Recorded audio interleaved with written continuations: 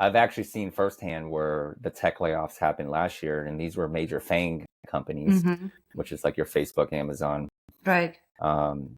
Netflix companies out there. They're considered FANG.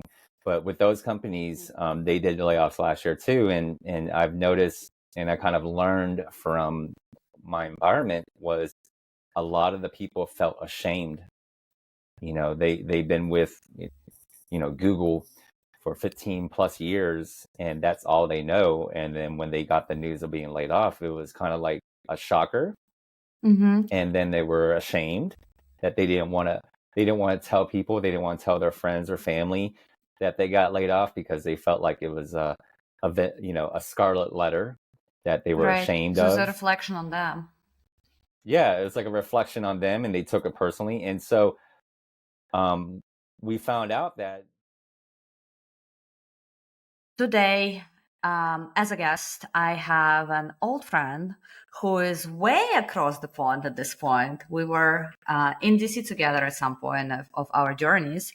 He is now on the West Coast, and he's going through his own kind of trenches right now because he unfortunately was part of a major layoff at Blizzard Entertainment. Justin, would you please introduce yourself? Yeah, hi everyone. It's great to see you again here, Olya. We are old friends, and I was out in Washington D.C. and moved here to California about 5 years ago, in sunny San Diego. And yes, I'm a recruiter. I'm a technical and video games recruiter. Been doing recruiting for about 10 years. Most recently, I got into gaming over at Booz Allen, where I did a lot of their technical and cybersecurity stuff, but also worked on their gaming division, which is like the military, as far as augmentation, virtual reality, and other gaming components. And then that's how I got into AAA gaming, which was Microsoft Blizzard. And as you mentioned, I was unfortunately part of the 2000, close to 2,000 people who got laid off from there recently. Thank you. Well, first of all, I think that's an exciting journey overall, the gaming world, and we would dive into that a bit later in the interview. But I think the question or the answer that everyone would like to hear is, how are you dealing with the layoff right now? Because I personally know a lot of people who have gone through this experience and did not handle it well. So they just like spiral down the whole thing and mostly like associated it with their own self-worth, basically saying, okay, I'm worthless, that's why I got laid off. Could you please take us through what went through your head, maybe like, setbacks, and how did you bounce back from that? Yeah, absolutely. It is a very touchy subject, I would say. I think for me is just realizing right away that this is not your fault. And a lot of people take it personally because we're all human. And Right. human nature is, whenever you let go or whenever you're denied of something, or feel like you're rejected of something, that the first person that you blame is, you're going to be critically on yourself. And so with layoffs, people have to understand, you weren't terminated in a sense of you were terminated because of a performance. With the layoffs, you're terminated due to factors that are out of your control. These are usually variables and factors that are associated with C-level executives, stakeholders, and stockholders representatives. And so a lot of times we are not permanent, with that information. And so a lot of it is guessing. But the reality is, this is absolutely no one's, not your fault. Just like with me, I was working at a new game with the company, and was working on a prior game to that, and I was able to get transitioned to this new game because I was actually doing a great performance at my last game. And the last game is actually Overwatch 2, which I helped launch. Okay. That's Yeah, so I exciting. was very excited about the game, and I did very well, working on there. I did a lot of great hires for the team, and because of that, I was able to transition over to a new unannounced survival game that they were working on. And again, that just shows that, my performance was there, my performance was good. And even having a strong, presence and social media presence online where people know me from Blizzard. Yeah, you're a top voice. Yeah, top voice and, one of the top gaming creators on there. But then a lot of people are questioning, it's like, well, wow, why would they let you go? And I think Right. that's kind of the question that people ask all the time. It's like when they see certain individuals who've been with the company for 10 years, 15 years, I've seen people 20, 25 years, and not just with gaming, but in tech in general, who got let go. And again, I think we all have to realize is, it's nothing personal. And so for me, the way that I handle this, and I've always been a positive person, I believe in, feeding my focus into things that are productive. I've never been a person to dwell on things and to play the victim card. Um, Although I do realize mental health is important, and to take that pause and to especially just kind of adjust to the news. For me personally, I took it as an opportunity, and I just kind of reframed my focus as far as, okay, this happened. It sucks, unfortunately. Um, I'm not going to go ahead and waste my time, dwelling and waiting and blaming myself, because I've actually seen firsthand where the tech layoffs happened last year, and these were major FANG companies, which is like your Facebook, Amazon, Right. Netflix companies out there. They're considered FANG. But with those companies, they did layoffs last year too, and I've noticed, and I kind of learned from my environment, was a lot of the people felt ashamed. They've been with Google for 15 plus years, and that's all they know. And then when they got the news of being laid off, it was kind of like a shocker. And then they were ashamed that they didn't want to tell people, they didn't want to tell their friends or family that they got laid off, because they felt like it was a scarlet letter that they were Right. ashamed So it's a of. reflection on them. Yeah, it was like a reflection on them, and they took it personally. And so um, we found out that, these people didn't announce their layoffs until 6 months later. Oh, wow. And then they're in panic mode. We've seen on LinkedIn that they were like, I waited too long. Now my severance is almost up. My unemployment is running out. My mortgage is due. I'm in panic mode. And so I recognized that right away. And I told myself, if I do get a layoff, that I'm not going to go ahead and waste any time. I'm going to go ahead and put all my effort and energy into making connections, reaching out to people that I've worked with in the past and said, hey, do you have any referrals? Do you have any leads? And really just making sure I make use of the time that I've been laid off and use it productively. And so that's how I was able to really handle the news here, just by learning firsthand experience, what people have gone through and not going through that. Right. I think kind of sounds like, when you've been with a company for a while, and all the sound that happens is like being in a committed relationship, right? Like being married or something like this. Then all of a sudden your spouse is like, oh, next. And you like don't even know what happened. You didn't see it coming. And of course, that's like puts you down so badly that, like you said, it takes several people, it takes people many, many months to just get out of that denial phase. I think it's like stages of grief, right? You're like in denial for a while, then you Yeah. probably get angry, and then like all the other feelings just finally come to the surface. Yeah, I think I think that's an important issue to talk about too as well. I mean, the mental health, and I'm not trying to downplay Right. that you shouldn't take a pause, and you shouldn't take reflection, and you shouldn't process. We are absolutely humans. We do have human, emotions, and we're not robots. We, even though that I was very ambitious and I was very energetic in putting myself out there, I still took the time, absolutely, when I can, to process an information. I just did it strategically.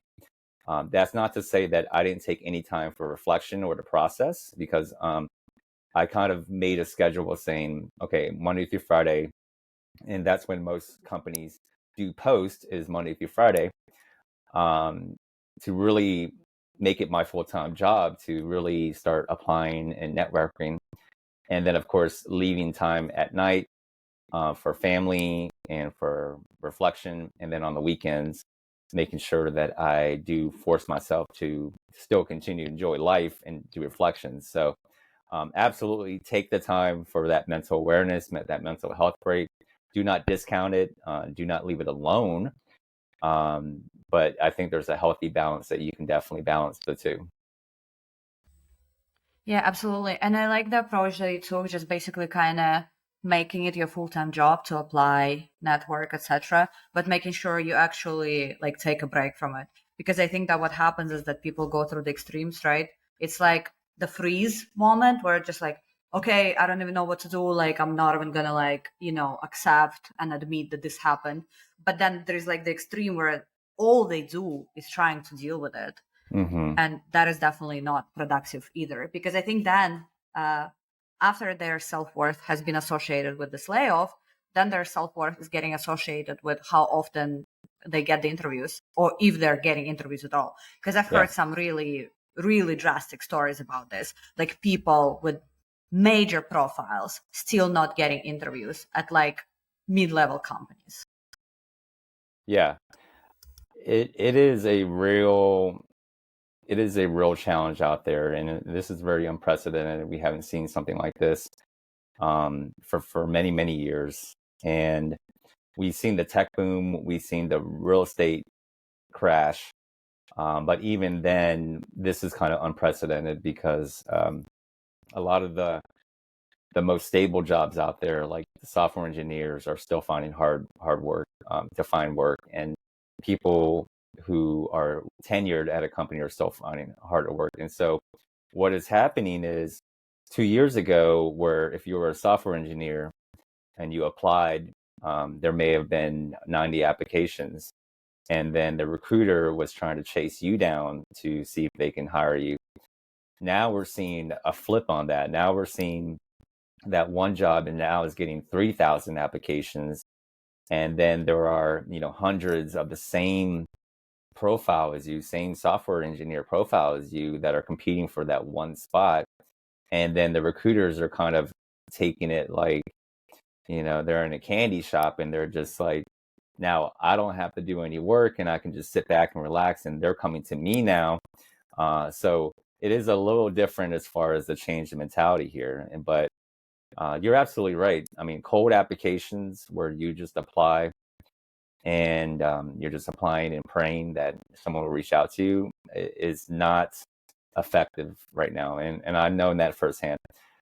With the interviews that I was able to fortunately land within the short amount of period that I've been laid off, um, I got to be honest with you, they all been warm referrals. Not a single one, which is kind of crazy. It's a crazy statement to say, but not one application has been because I applied directly online.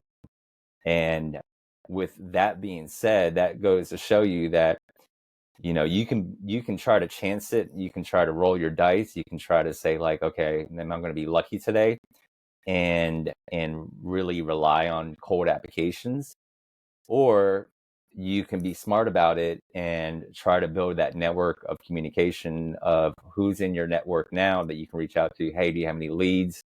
Can you get me to talk to someone? Or even doing cold reach out to those people and saying, hey, I just applied. Um, you know, can I talk to the hiring manager? Are you the hiring manager? Are you the recruiter?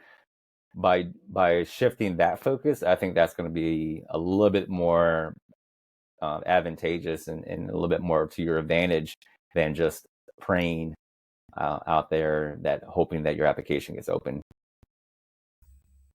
Yeah, I think that kind of reminds me of what's going on with like VC funding for the startups.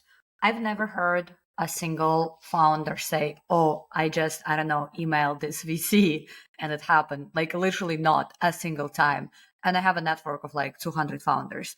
all of them have gotten their initial funding through some referrals. It's like impossible to get on the radar of a VC. Well, maybe unless you have like an amazing idea that are just like a no-brainer, but that's got to be like 1 in a million, right? And I guess VCs were never really chasing the startups, but the station was a lot better even a couple of years ago. Now it's like you gotta probably already have traction to get on the radar of a VC. Otherwise, they won't pay attention to you because of all the microeconomic situations. Or you gotta be introed. There is like nothing in between. Yeah, I mean, the old saying, well, is true. I mean, ever since we grew up, the old saying goes, "It's not about what you know; it's about who you know." And I think a lot of us, kind of ignore the fact or don't even realize the fact that that is an absolute true statement. Right. 2 years ago, same thing with VCs. I mean, there was crazy money being thrown around, and people were just being reckless with their VC funding, and now they're taking a step back and they're absolutely saying, it's going to be hard to even get funding out there. But if you have if you have a good referral saying, hey, I know Olya, I think she's a good person to talk to, that is a lot warmer than just throwing a code application on the website. Right. You can have the best product in the world. I mean, Uber, Discord did that. They applied so many times code applications, but they were able to break through until they actually found, people in the network, and they were able to get that connection. Yeah. Even the unicorns that we know of today, they all went through the same process. Yeah, absolutely. I think what would be interesting for the listeners is if you kind of like switch sides now and you talk about the whole recruitment process from the recruiter perspective. So has it happened to you in your entire career that you actually hired somebody from just like a website application? Or is it like a thing from the deep dark past and it does not at all happen anymore? Yeah, again, I think it's about timing. 10 years ago, 5 years ago, 2 years ago, absolutely, cold applications, you can definitely get hired. You'll be the strongest candidate, of course, will get hired. And even to this day, even with the thousands of applications, the recruiter has they can pick now. They can be very picky. Right. They don't have to be in panic mode, right?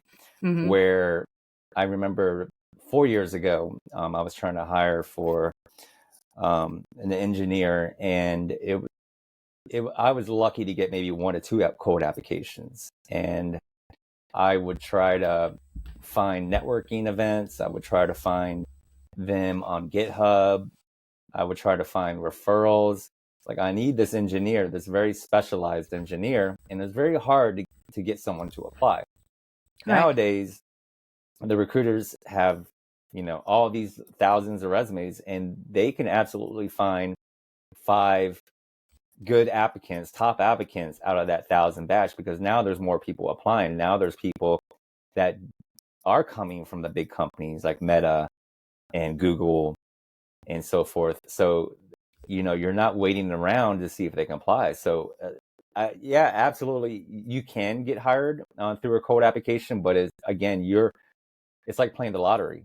Are you willing to play the lottery? Because now it's a very small window that you're even going to get noticed, because I think it's really tough for juniors right now.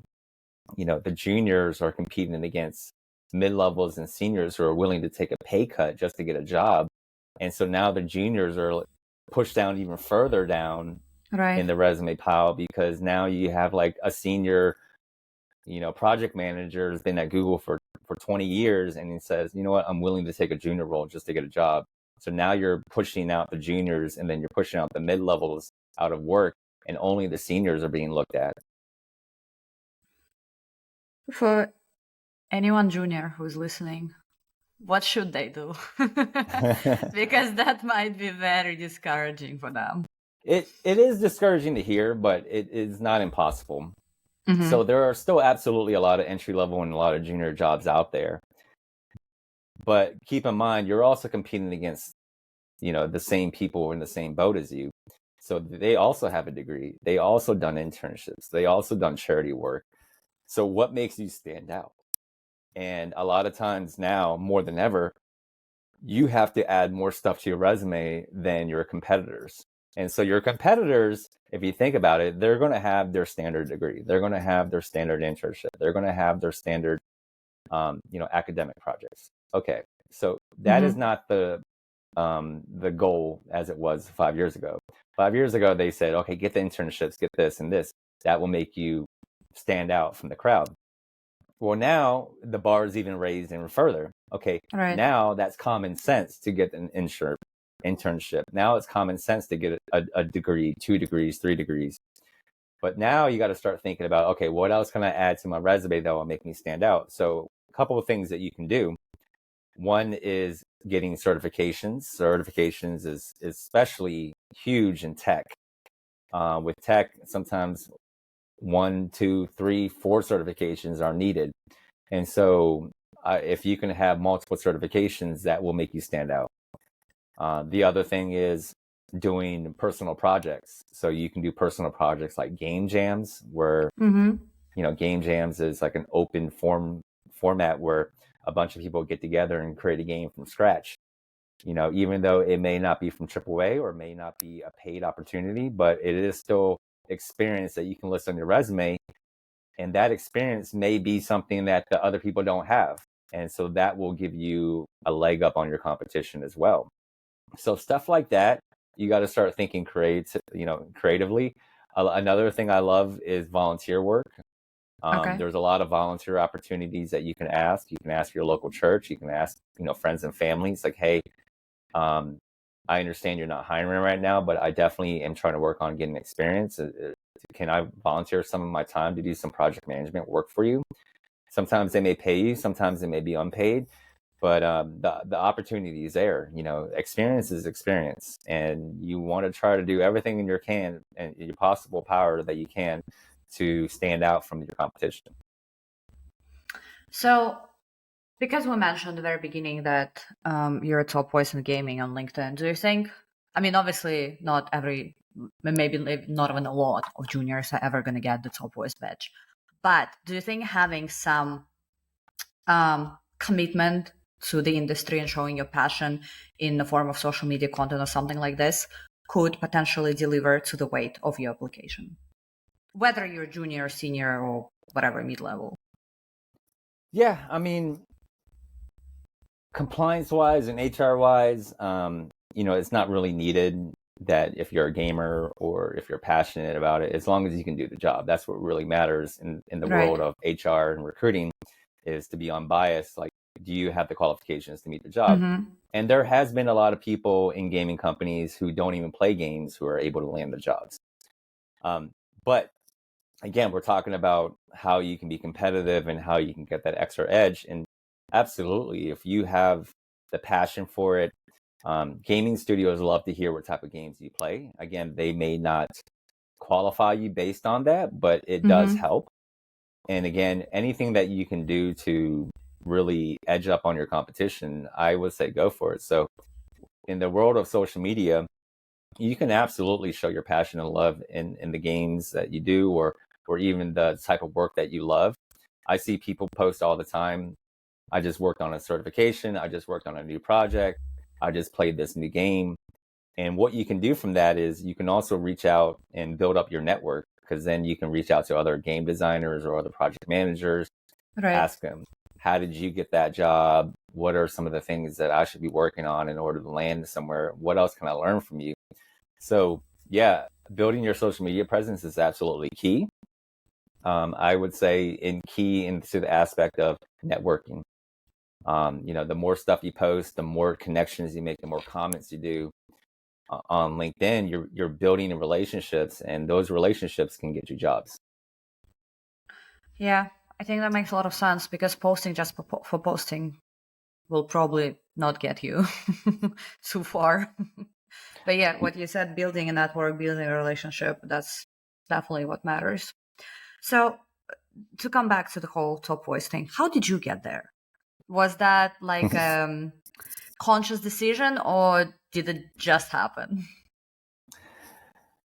Yeah, I mean, there's a couple ways how I got there, and it really wasn't a conscious decision. It was just kind of fell into the opportunity. So, just to clarify, there's a couple ways you can get top voice on LinkedIn. One is through favicon rankings, which is where they kind of engage. They give you a score on your social profile, how well you engage, how well you post, how much audience you have. And then the second way is through LinkedIn. You can get it through a blue top voice badge. That one's a little bit more professional. That one is if you're writing a lot of content that gets pushed to the homepage of LinkedIn or news editorial selections. So if you get a lot of your articles selected by LinkedIn, more than likely you'll get that blue top voice badge. But for me, I wasn't a editorial person. I'm more creative. And so for me, I got my top voice through favicon and then Mm-hmm. through the LinkedIn community badge. And the LinkedIn community badge is just answering a lot of questions pertaining to your expertise. And my expertise was in gaming. So I answered a I lot of see. Okay, questions in okay. gaming. That's how I got that badge. And then because of my audience on LinkedIn, I was able to get the top 10 content creators out of the world on LinkedIn for gaming. So that was pretty cool. I think that's very valuable information for the listeners. So, to take a quick step back to the whole recruitment process, so you mentioned, we're just supposed to look at them as like a set of qualifications. Do you at all take into consideration any sort of soft skills? Or is it just straight up tech skills and soft skills don't really matter? Yeah, that's a good question. So I think most people don't realize that if you're in tech, that if you just fall on your technical skills, you're not going to go far. And most people don't realize that it is a team environment. It is a lot of heavy collaboration. That's not to say that you need to have perfect accent or you need to speak, English perfectly. What it means to have collaboration and soft skills is because you're working on a project, you're working on a game, and so when you're working on a game, you may just be only responsible for providing code, but Mm-hmm. you have to work with like the art team to implement that code into the game. And then working from the art team, then you have to work with the producer. And then from working from the producer, you may work with the UI UX team. So there is going to be a lot of collaboration and to fit one piece of the puzzle into that puzzle. You can't just expect, okay, my work is done. You asked me to write code, my work is done. Well, the art team needs to know, hey, does this code work? What happens if I push this button? There's going to be a lot of back and forth and collaboration. And then you also have to explain the work that you do to your leaders, your producers, your project managers, and say, hey, I worked with the art team this week. We were working on a button that was not working correctly. So again, as you can see, the coding part is very small compared to what your actual job is. Your actual job is to collaborate. And so we do a lot of soft skills in recruiting to see how do you work with people that are difficult? How do you work with situations where maybe you feel like there is an answer, but you're afraid to say something because your leader told you to do something. So how do you convince the leadership team to do it a certain way without being difficult? Those are the type of questions that we ask because we want to know, are you a team player? Are you difficult to work with? Do you overcome challenges? Do you need your hand held to come up with solutions? These are all very real questions, not only in gaming, but I know a lot of companies out there, top 500 companies like Google, ask that questions all the time. So people who are very technical, who can do the job very technically, but are terrible, collaborators and terrible have people skills, they're still left out of work and they're still trying to find a job because of that. Yeah, I think that makes absolute sense. And obviously, I think it matters even a lot more outside of like engineering jobs. So, what I wanted to ask is, when you go through the interview and you ask those questions that are supposed to basically like uncover their soft skills, do you just kind of do it straightforwardly, or are they more like, let's call them trick questions, right? Because I feel like there are two issues with that. One is a lot of people are not self-aware, so they cannot even like rate the skills that they have, right? But on the other hand, people can obviously make it up and be like, oh, yeah, absolutely, I'm a team player. While in reality, they're like a total pain in the butt. So, how do you go around that? Yeah, great question. So that is going to be the difference between a junior recruiter and a senior recruiter. A junior recruiter would ask closed-ended questions, whether it's yes or no. Olya, or are you a team player? That's a closed-ended question. That's either a yes or no answer. A good recruiter or a senior recruiter will ask an open-ended question. And so we won't ask that question directly, are you a team player? I would say, Olya, tell me about a time that you had to deal with a difficult manager. And it is kind of a trick question, because a good recruiter will not tell you how to answer that. And the way to answer that question is to talk about a difficult time, but always lead and always finish with a solution, and a positive solution. So you may talk about a negative, like the famous question, what is your weakness?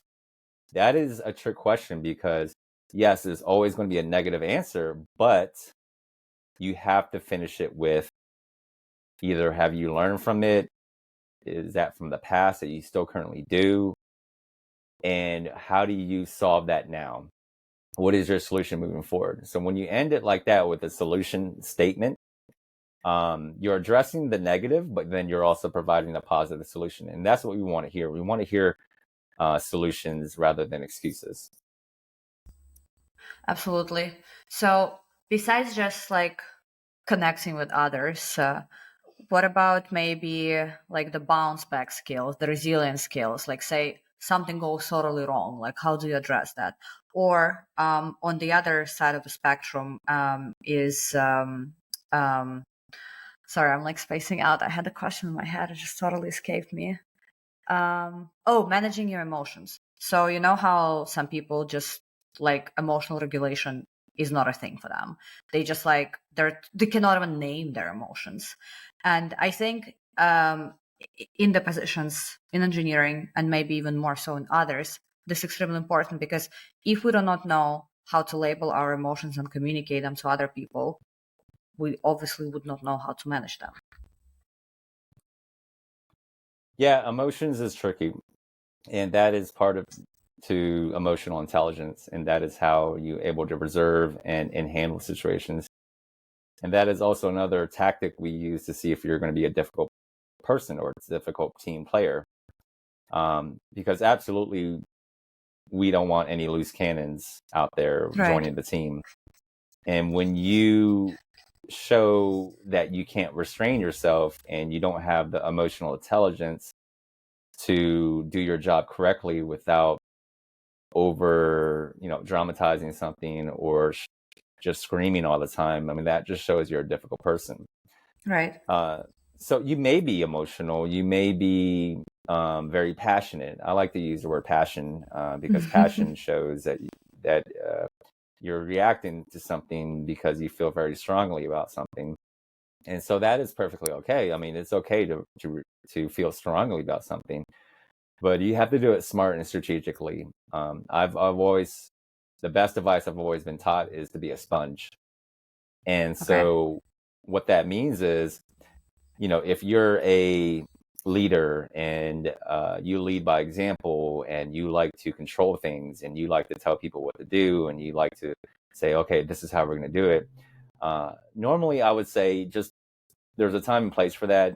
Your first couple of weeks on the job, you want to be a sponge. You want to learn as much as you can because you don't want to overextend yourself and on your first day of job, start telling people what to do, especially your superiors. And that is a lot of because their emotions are running high and they're very passionate and they want to, show people that they're the best. But and again, most people don't realize soft skills. It is an art and it is a skill to kind of take a step back and to reel it in and say, I'm going to reserve this time to learn. And so you do have to make those decisions like, okay, how can I still get my point across without becoming too difficult or overbearing or overzealous? And so in the corporate world and working in a team environments, you do have to take that in consideration. It's really an art on how to restrain yourself, but also be in the right moments and in the right time to be able to also to get your point across. That makes so much sense. I think what I've learned through having kids, and both of them are still like very, very small, is that you need to be able to manage yourself before you can manage others, especially those that have like zero emotional regulation, right? And what I've heard, I mean, not that what I've heard is like it's everywhere right now, is that, the millennial parents are going to be like the most conscious parents because we just have like this overload of information on what to do, et cetera, et cetera.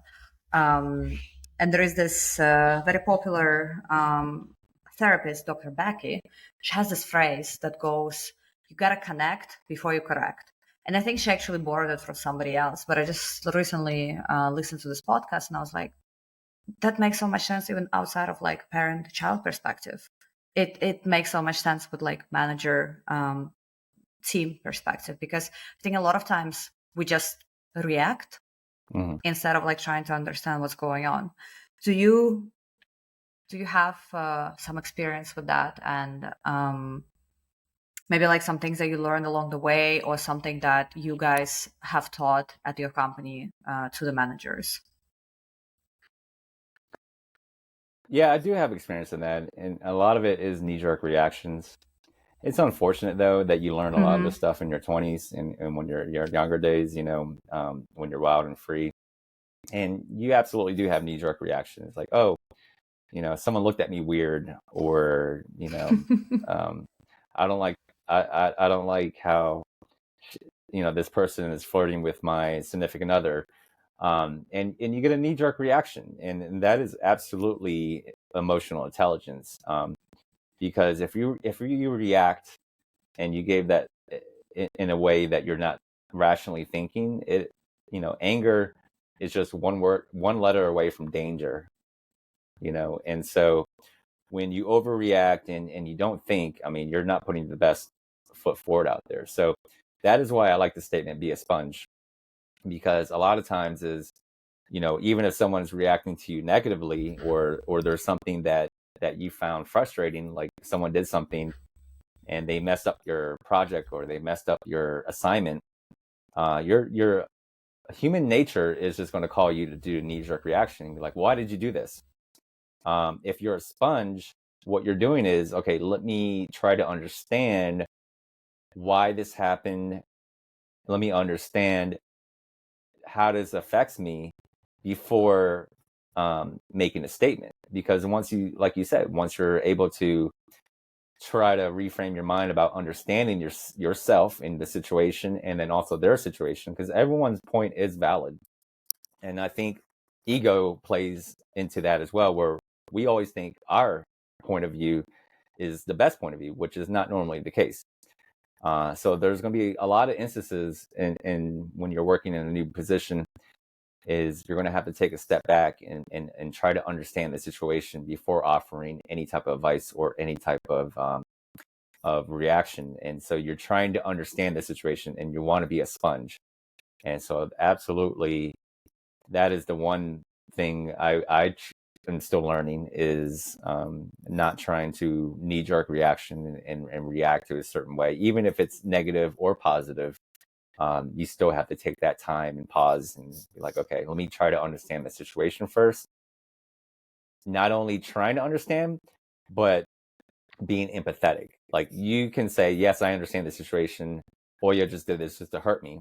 Like, but trying to be empathetic, like, okay, let me really try to understand the situation. Why do I think Oya did this? Did she do this on purpose? Did she do it this way? You know what I mean? Just really trying to be empathetic. That also is very helpful too as well. But I think it's hard to do that a lot of times, especially when first of all, I love the two concepts that you just brought up, like being a sponge. And the other one is that anger is just one letter away from danger. I think that's an absolute golden nugget. I think when we get those big emotions, right? That's also a phrase that I took from the whole like child related education. There's a whole Instagram account called Little Big Feelings. So when we have those big feelings, is I think it's like so hard to step out of it and actually, like I said, be a sponge. Because I think when big feelings happen, all we want to do is just like.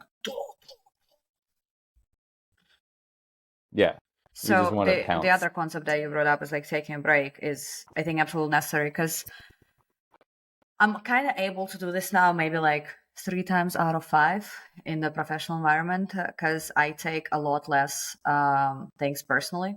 So I used to do it, I used to take things personally all the freaking time. And it definitely came from this, I guess, like lack of self confidence. So I would take any comment as a personal attack, even though most of the time it was not the case. And I'll give you an easy example. I I was given opportunity to be in a high managerial role, like a director, even though before I didn't really have any managerial positions. It was a huge company, and somebody just really took a chance on me. And most of the people in the company were like, well, what the fuck, right? She doesn't look like she has a profile for that, blah, blah. Needless to say, she's a female Eastern European immigrant, so we all know how she got there, right? So things like that. I would like hear some of the comments like this. And there was one person who, and I was basically head of the digital marketing department. There was one guy there who didn't have anything to do with digital marketing, but he would like keep sending me articles about SEO and stuff like that. And I thought he was like attacking me, basically saying, "Oh yeah, look at this. You didn't know that, or maybe you should." And like I was absolutely frantic, but it turned out that he was actually trying to be my friend. Yeah, But because I took it as a personal attack, I couldn't see it. yeah. And my boss at the time, the person who took a chance on me, Greg, he taught me this one concept. He said, "Have you read a book, A Girl with a Dragon Tattoo?" And I was like, Oh "No, I yeah. have not." He was like, "It's okay." He was like, "The only lesson that you need to know is that you cannot fight all the battles.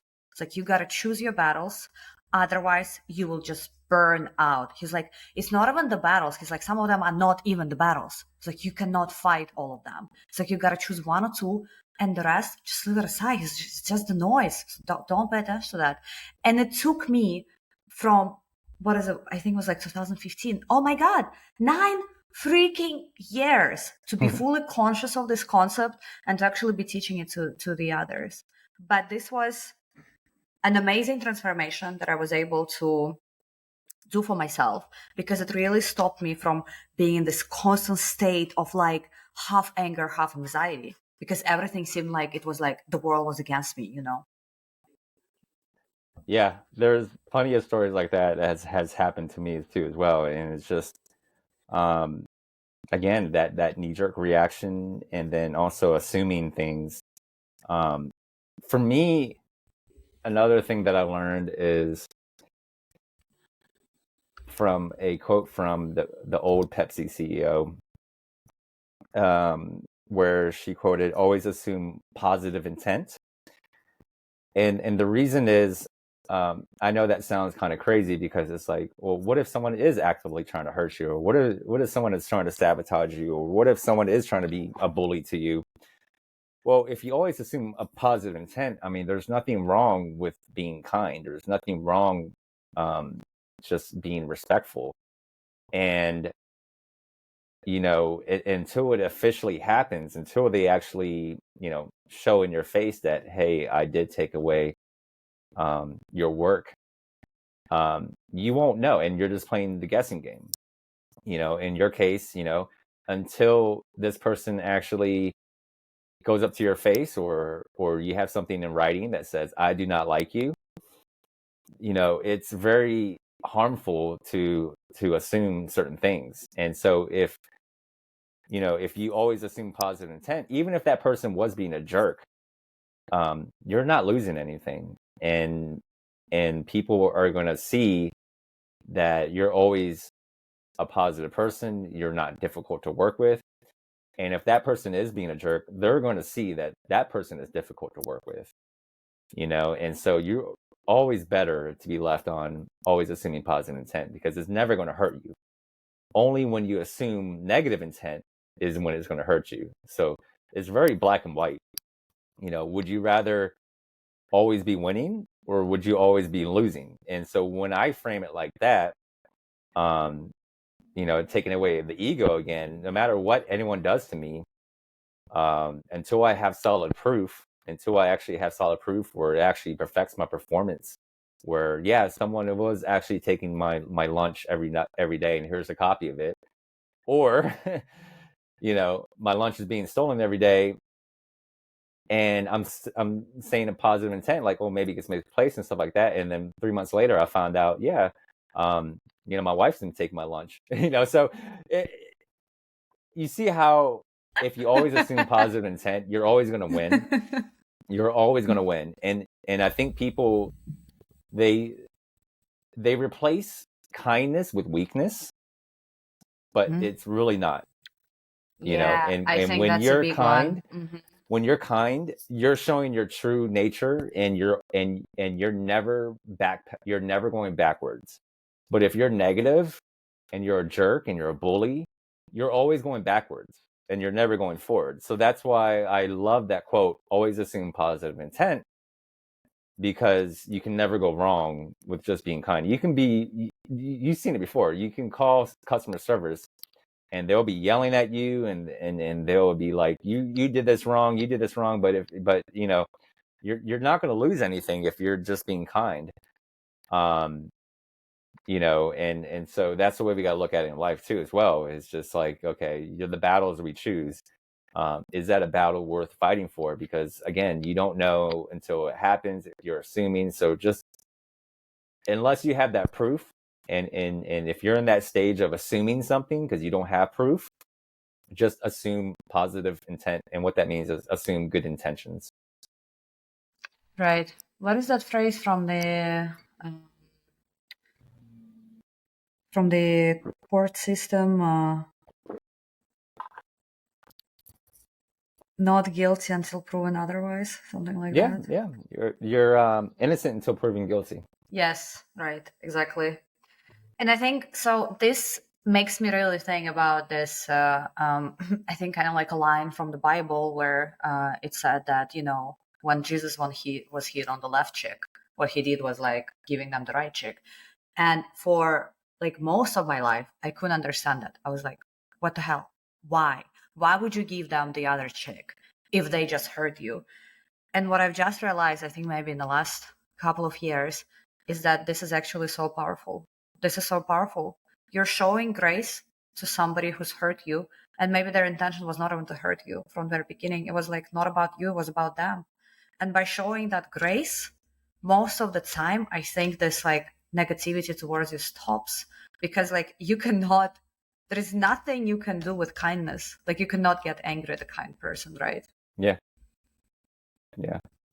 It's true. And then it shows, like you said, focus on the things that serve you. That's also a Bible quote, to release things that don't serve you.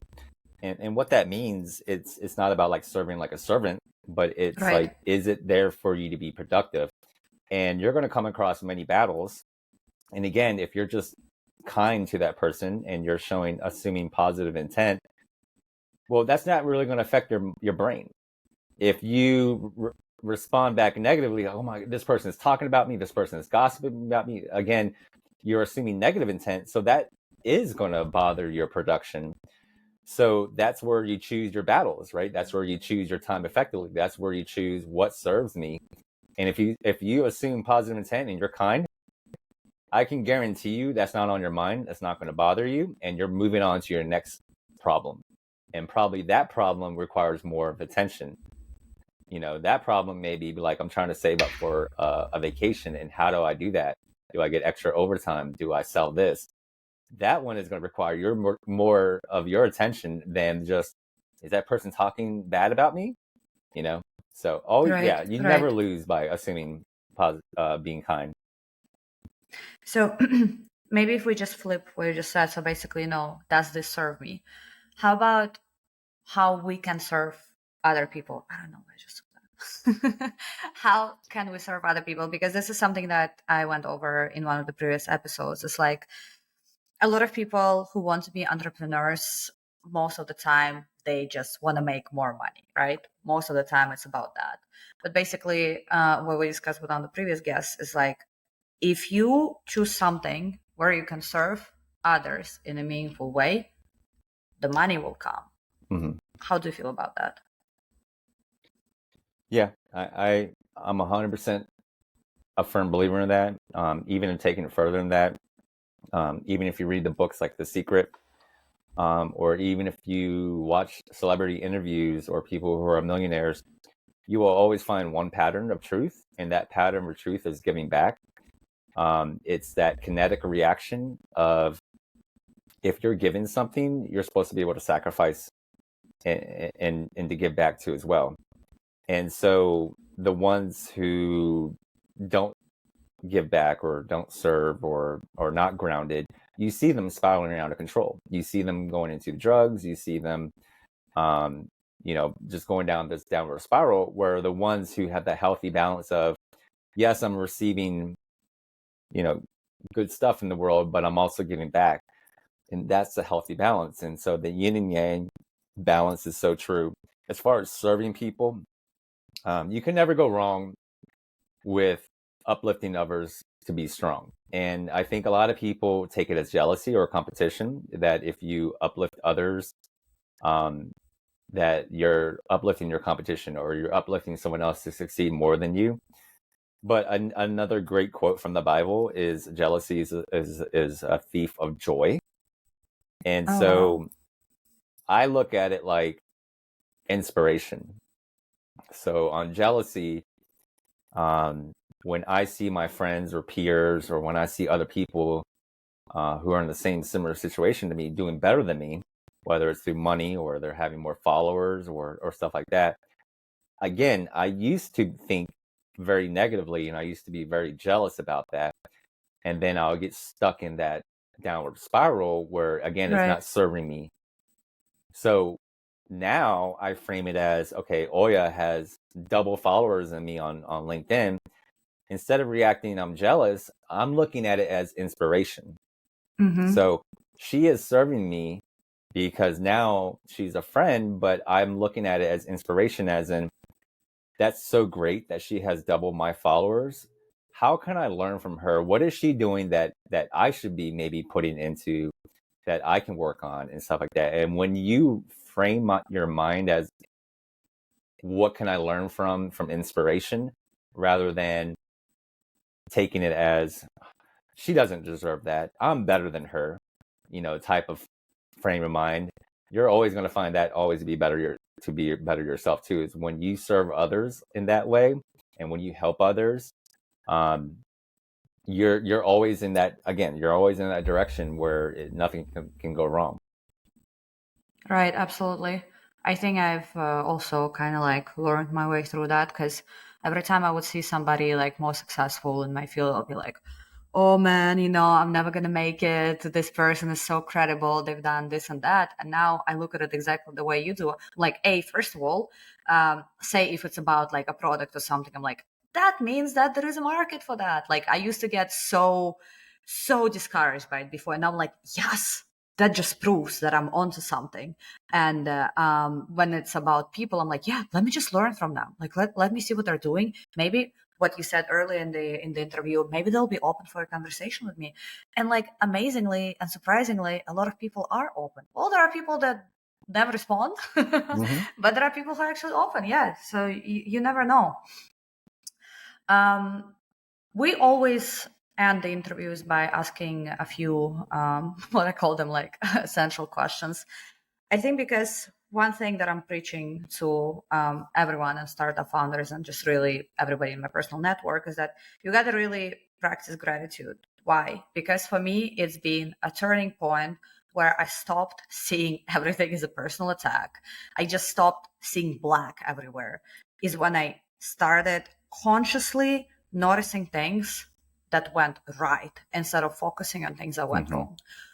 What is the one thing, or maybe a couple of things, that you've been grateful for recently?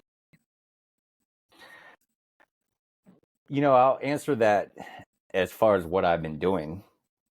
And this is what I've been doing just recently within the last year, is forcing myself into a cadence or a daily routine of gratitude. Okay. And the way I start my day, and this is honestly how I start my day, I have a Spotify list for, in regard, is that a thumbs down? Yeah, I don't even know how that happened. I think this was Do supposed you to not give like you like balloons. Spotify? Should I say Pandora? Any music, No, a I'm on music Spotify. player. If you don't like Spotify, that's okay. You can use Pandora, or you can use. Riverside is bought by Spotify, so this was weird. Yeah, it's okay. You don't have to use Spotify. No, I'm just joking with you.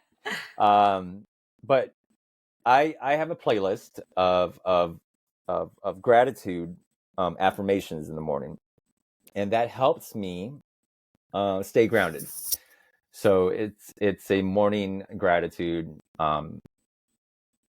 track that I I want listen to link to to, that. I want to and link it to that. says, like, I'm thankful for waking up. I'm thankful for breathing. Just small things like that. And it's kind of like a cadence that I do all the time here. That's one way that I do my gratitude. The second way is whenever I get frustrated, or whenever I feel like something isn't going my way, then I go ahead and do the affirmations again in my head.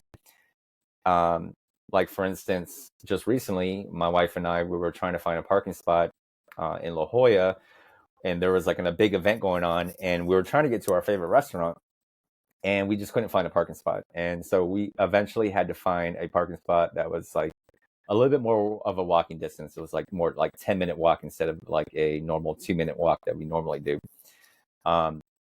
And I started feeling frustrated, and I started feeling my emotions getting built up. But then I stopped myself, and I did my affirmations in my head, and I said, you know what?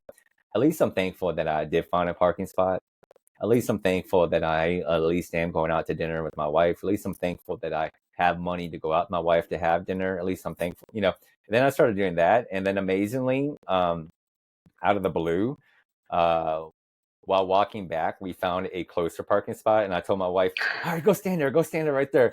And we found an amazing parking spot. And not to say that's like magic or witchcraft or anything, but I think just because it just shows in the universe, it's just like, yeah, you do have to be grateful, because it puts you in a better mindset. Again, moving forward, it puts you in a moving forward mindset than if you were to complain, because then you're moving backwards, and you always want to be moving forward.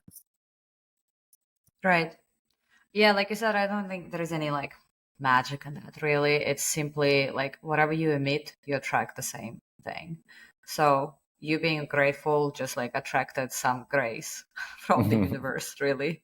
I Yeah. love that. I love that.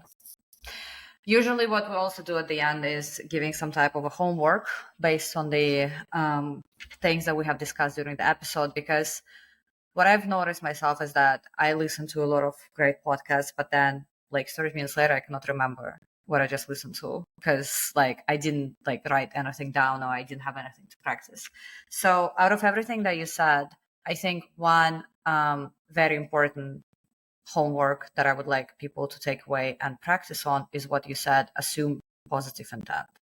So maybe everyone who's listening, you can either go through some of your recent events that happened to you where you probably assumed the negative, and like try to rewrite it in your head by saying like, no, there was no negative intent. Or if it happens like in the nearest future, have it in your toolkit. And I think the second thing is, it doesn't serve me exercise. So again, look in the recent events that happened to you, or having this in your toolkit for whatever happens in the nearest future, and asking yourself, does this serve me? And being able to just like get rid of it that way. Yeah, Does it great sound like a advice. good homework? Yeah, and it doesn't take it. It doesn't cost you anything to be kind. It's another thing I like Exactly. to add. Kindness Okay. is absolutely Okay. free. All right. That would be the third piece of the homework. practice being kind and Yeah. write it down. That's what I'm like asking everyone to do. Keep it in your toolkit. Well, once my app comes out, you will all be able to add it to your Aurora toolkit. There you go. There you go. Shameless plug. No, it worked. Absolutely. All right. Justin, it was an absolute pleasure to have you on the podcast, to see you again because Yeah. we don't see each other often. Yeah, absolutely. It's been my pleasure to be on the show too, and thank you for the invite. Is there any like last words of wisdom that you would like to share? Sure, absolutely. I think a lot of people right now are just struggling right now with a lot of self-doubt and frustrations and challenges out in this world. And I just say to everyone, just keep holding on to hope, have faith, and work hard towards your goals, and don't let challenges and obstacles stop you from pursuing your dreams or accomplishing your goals out there. Be a fighter, refuel that fire in you, turn that frustration into passion, and do everything that you can to get around those obstacles, because things don't last forever. Things are only temporary. And once you start working on things to move forward, the closer you are to achieving your goals. I love that. I have to bring up the last quote because it's something that I learned when I was little. I think it was, I can't remember, it was like some short story. It basically said that there was a king and he had two sons, and let's say like something bad happened to the sons. I can't remember the exact story. And basically the king said, it's okay, it will pass. And then something really great happened to them. And you know what he did? He told them the same thing. He was like, it will pass. So I think what you just said, like everything is temporary, it's so powerful because like whether it's good or bad, it's not going to last forever. So you might as well, if it's good, obviously enjoy it. And if it's bad, just like don't focus on it because it'll pass. Yeah, I think the quote you're looking for is, "This too shall pass." Okay, thank you. Yeah, I think this I've too heard it in shall Russian pass. because, of course, when I was little, I was only speaking Russian. So No, it's it's a trying to great quote. translate it. A lot of celebrities say that too. This too shall pass, and it is a good trick and a good tip to say when bad things happen, and it's a good reminder to says that this is only temporary. Right, right. Thank you, friend. All And right. hopefully see you soon. And also I would love to have you maybe for like a second part of an interview sometime soon. That's so if you guys make it over here across Yeah. the pond.